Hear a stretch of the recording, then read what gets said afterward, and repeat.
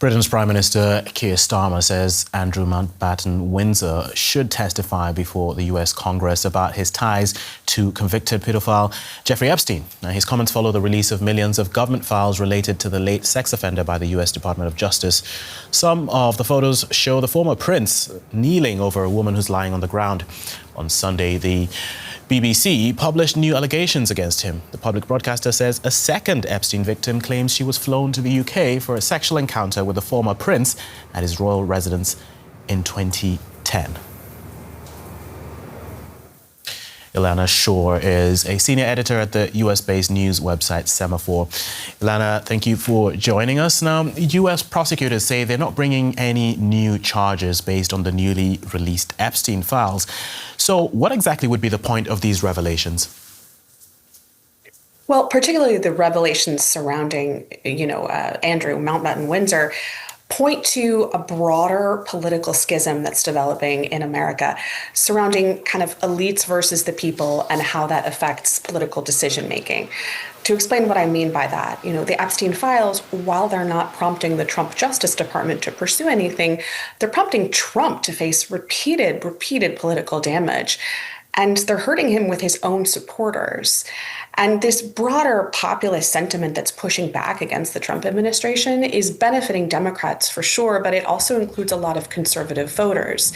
And, perceived elites like Andrew, like Bill Gates, like Elon Musk, other figures mentioned particularly in this latest release of Epstein files, are facing major heat politically that translates into business struggles for folks like Gates and Musk, and further political struggles, obviously, for Andrew. So even though it may not result in court action soon, the political fallout will be large from what happens next.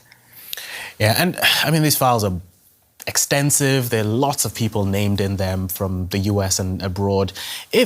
Even if the Justice Department were to pursue charges, how would they get, for example, those abroad to cooperate?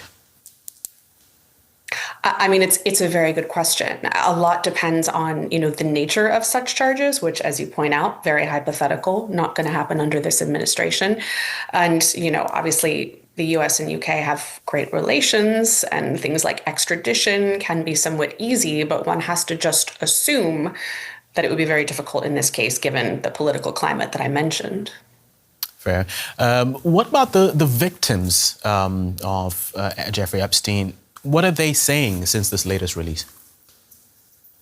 There's a lot of frustration among the victims over what wasn't released. It's easy to look at this Friday dump, as we say in American media. It happens on Fridays. We call it a dump because they want to avoid scrutiny. They didn't in this case. That was 3 million pages they put out. There's a lot more than that still sitting unreleased that the victims say they want out.